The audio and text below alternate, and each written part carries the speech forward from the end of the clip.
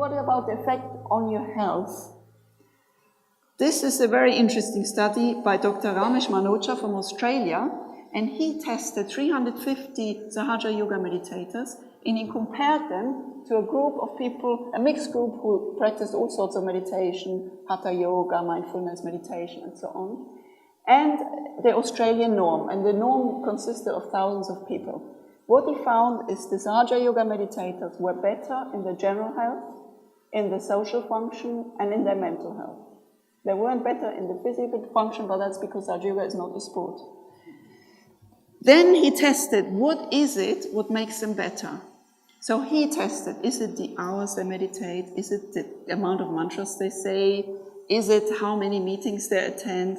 And nothing was related to the benefits other than one thing, and that was the frequency of the mental silence. So this is what works.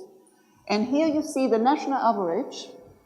Here you see people who meditate, but they only become thoughtless less than once per month. They have no benefit. Here are the ones who are thoughtless once or twice per month, no benefit. But here are the ones who are once or twice thoughtless. And you see they're significantly better in their mental health than the national average. Here are the ones who are once or twice per day thoughtless. They are also much better. And the ones who are thoughtless several times per day, just have an amazing mental health, as you can see here. So in conclusion, it's the state of mental silence which works, nothing else.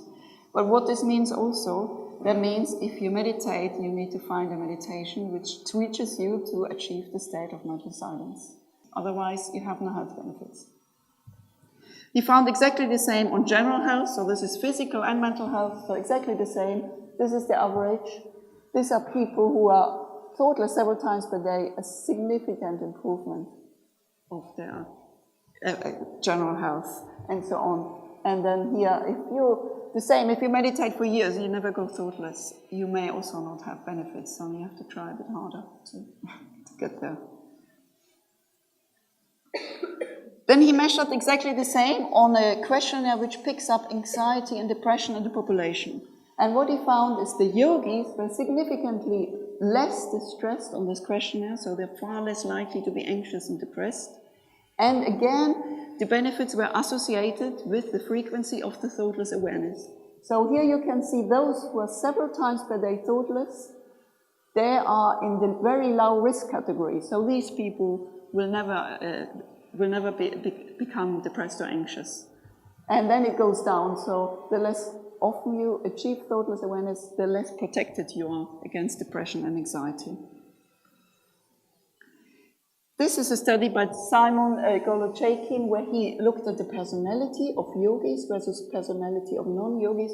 He found that the meditators are significantly less depressed, significantly less neurotic, have less paranoid thoughts, less anxious, and less difficulties in identifying and expressing emotions. So these are the long-term effects.